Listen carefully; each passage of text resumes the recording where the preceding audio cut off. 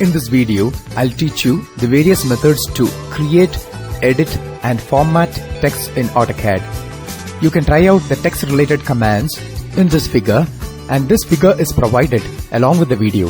If you want to create a text object in AutoCAD, you can go to Annotation panel and you can click on the text flyout menu. When you click here, you will get two options. You can create a single line text or a multi-line text. I'll click on single line text and I'll just zoom in this area, and I would like to create a text here, and the text is living room. Now you are asked to specify the start point of the text, and the start point is nothing but the justification point. So I'll just click on the start point. The moment you click on the start point, the software will ask you to specify the height. This height can be either specified as a numeric value, or else you can just pick a point so that the distance between the start point and the pick point will be taken as the height. So I'll do that. I'll just pick a point. Now it will ask me to give a rotation angle. If you want to write the text rotated, you can give a suitable angle here. Now I don't want to do that, so I'll just give an enter. Now it will ask you to specify the text. I'll write the text as living room. Living, then I'll give an enter. Now the text automatically flows to the next line. Then you can write the next word. Now just give enter to go out of the text command. Now each text you create will act as a separate object. This is how you create a single line text. You actually want to write different text in different rooms. So you don't have to give text command each and every time. But instead you can go for a copy command and you can select the text, and this is the base point and this is the second point. This is another second point. Then you can choose another point over here. Likewise, you can take as many copies as you want. Then all you have to do is just double click on the text to be edited, and you can type the new text. I'll call this as a bedroom, so I can type bed. Okay, so that text is edited. Likewise, you can just double click and edit individual text. I want to make this a dining room. Now this should again be a bedroom. Likewise, you can create any number of texts. Now I'm going to repeat text command once more. So I'll go to Annotation panel and I'll choose the text command, single line text, and I'll pick the start point over here. But before picking the start point, you can go to the justify option. Now the software shows different justification options. You can write a text left justified. That's what you have done just now. You can go for center justification, right, align, middle, fit. Likewise, you have a number of options. For example, the TR stands for top right justification. ML stands for middle left justification. These justification points are based on the text bounding box. What exactly is a text bounding box? A text bounding box is defined as an imaginary rectangular box which can hardly accommodate the text. The various points of the text bounding box can be used as justification points. Now I would like to select the middle justification. So it will ask me for the middle justification point. Now the height is the recent height. So just give an enter. Rotation angle, enter. Now I'm asked to give the text. I'll write the text as kitchen. Now give an enter. One more enter. So when you click on this text, you can see a grip at the justification point. You will always have a grip at the start point of the text. When you click on this particular text, the start point as well as the left justification points are the same. Hence, by clicking on a text, you can identify the justification point. You can also snap onto the justification point using the insert or snap item. For example, I'll give the move command and I'll select the objects to be moved. When I'm asked to select the base point, I would like to choose the justification point. So shift right click and I'll choose insert option and click on it. Now the software will automatically snap onto the insertion point, which is the justification point of this text. Now I'll show you one more justification option. I'll give text command again, single line text, go to justify option. Now I have a fit option. Now the software will ask you for the first endpoint of the text baseline. Then I'll turn the ortho mode on and I'll pick the next endpoint of the text baseline. Now it will ask you for the height. Let the height be the same. So I'll give an enter. Now I'm asked to give the text. I'll give the text as toilet. Now give one more enter. Now when you click on this text, you can see two justification points, and this particular text is perfectly fit within these 2 points.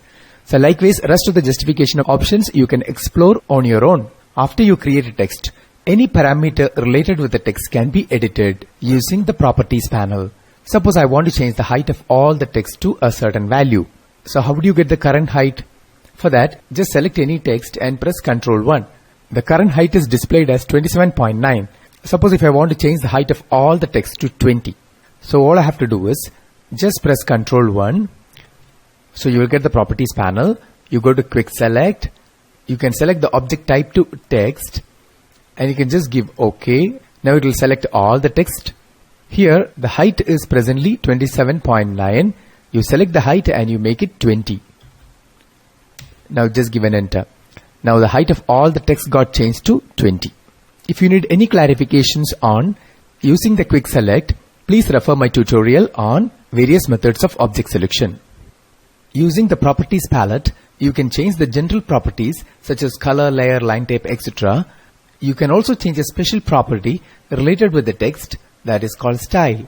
For that you have to select a text. I'll select the kitchen. Then here you can see the style as standard. So let's see what style is. In AutoCAD, you can save various parameters related with the text such as height, font, width factor, oblique angle, etc. under a common title called a style. Using the style command, you can create, edit, access or delete a particular style. So I'll give style. Now you'll get a text style dialog box. Here the present style is standard. Okay, if you want to create a new style, I'll click on the new button and I'll call the style as SAB. Then click on the SAB style. You can choose a particular font for that style. A font is nothing but a letter type. Here, corresponding to these fonts, you can see the letter T. T stands for True Type Font or TTF font, and these are all Windows based fonts. When you just scroll down, you can see certain fonts with an extension of SHX, which stands for the shapefile, which are native AutoCAD fonts. When you click on this particular font, these are all single line fonts, which won't be that impressive. And these fonts were highly popular at the time of pen plotters. Now I'll choose this Vijaya font. You can choose the font style. It can be bold or regular. I'll make it bold. If you want, you can make it annotative. We'll talk about that later. Don't fix any height here, because once you fix a height in this dialog box, AutoCAD won't ask you for the height anymore. So you can write it upside down if you want, which is very rarely used. If you want, you can write it backwards, which is again seldom used. You can also provide a width factor using which you can stretch or compress a font. So I'm not going to do that either. Then you can give an oblique angle using which you can give a certain amount of rotation for individual fonts. So this is all I want. I'll just give apply. Suppose if I want to change the style of this particular text from standard to SAB, all I have to do is select the text, press Ctrl 1, just click on the style option. Here you can see all the created styles and I want to make it to SAB. Click on that. Now you can see that you have changed the style of that particular text. Next I'll talk about multi-line text. If you want to write multi-line text, you just go to annotation panel and you just click on multi-line from here. Now it will ask you to pick the first corner of the multi-line text window. I'll pick a point over here, then I move the mouse rightward and I pick the opposite corner point here. Now you can see a text window. Your text will be written within this window. You can pick the opposite corner at any desired point depending upon the size of the text window. So I'll just pick to define it. Now here you can write the text.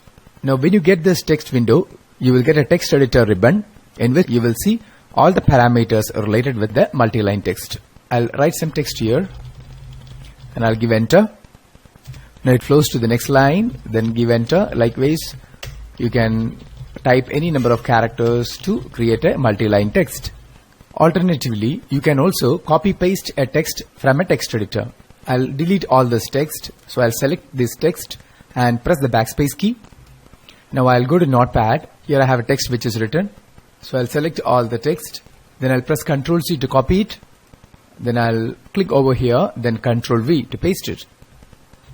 Okay, now the text is written within this area. Since the size of the text is more than the size of the window, it got split into two parts. So I'll just click over here and I'll drag it to get a proper size for the window.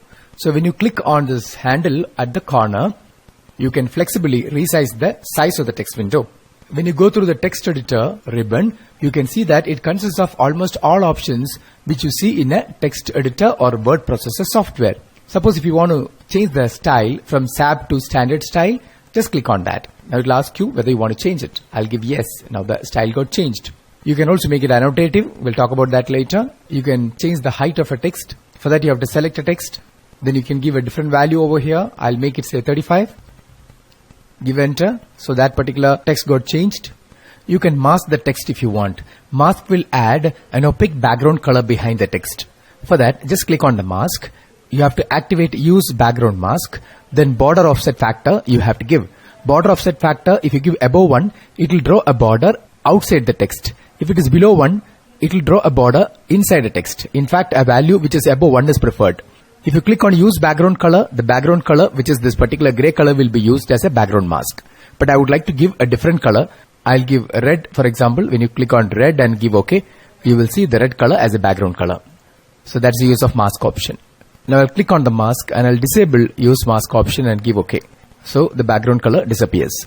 Next we have an option called match over here.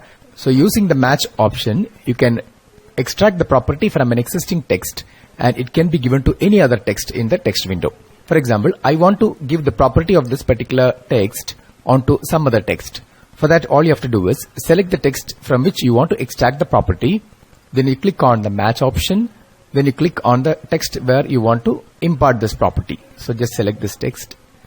You can see that this text will get the property of the selected text. I'll disable the match option. Next, I'll select a text from the text window. Now you can make it bold or you can make it italic. You can underline it. You can overline it. Likewise, you can add almost all text related property to the selected text. You can also change the font to any other font. You can change the color to a different color. Now you can come to justification and you can make it top left, top right, or any other justification you can stick to. The default justification was top left. You can add bullets and numbering to the existing characters. You can change the line spacing. Justification can be controlled for the selected characters by first selecting the characters. Then you can just click on this particular button. It can be left justified or center justified or middle justified. Any desired justification option you can stick to. The column based changes you can perform here. You can add any desired symbol. This is a very useful option. These symbols are characters. You can add any special characters to an existing text. These symbols are not available in the keyboard. For example, if I want to add a diameter symbol, all you have to do is just click on the diameter. So it will add the diameter symbol onto the existing multi-line text. You can activate the spell checking. So when the spell check is activated, if there is a spelling mistake, that particular word will be shown underlined in red color. Then you can change the dictionaries. You can edit the dictionaries. You can go for American English or British English or any other. You have the find and replace option, which you normally see in a text editor software. Okay, these are the common editing operations that can be performed on existing multi-line text. Once you finish all the editing operations, you can just click on close multi-line text editor to come out of the mText ribbon. I'll select and double click the multi-line text and I'll go to mask option. I'll use the background mask and this time I'll use the drawing background color. Now the drawing background color is black and you can see a black background color here. Now I'll just close the text editor. Now I'll turn on the grid mode. Now you will see the grid lines here. Now you can see the grid lines and the multi-line text with a black background color. Next I'll move and keep this multi-line text on the top of this particular plan. You have a command in AutoCAD called DR, which stands for draw order. When you give DR command, it will ask you to select the object. Now just give an enter. Now we can bring this object above a certain object or under a certain object or in front of certain object or in back. I'll bring this object under all these objects. Now you can see that this text is taken backwards. Likewise, using the draw order command, you can control the order of display of objects in AutoCAD. Now I'll undo these changes. Just give undo. You can also change the various parameters related with the multi-line text using the properties palette. So I'll select the multi-line text and I'll type Control 1. Here you can change the style. If I want, I can make it to SAB. Then I can make it annotative or justification options I can control here. The direction, the height, rotation, line space factor, and a number of other parameters you can control using the properties palette. A single line and multi-line text can also be written using the annotate tab. Here you have an option of single and multi-line text, and you can change the parameters such as style, the height of the font and things like that using this panel. You can also get the style dialog box by clicking on this particular arrow over here. So you'll get the same dialog box which you get using the style command. So that's all about text in AutoCAD.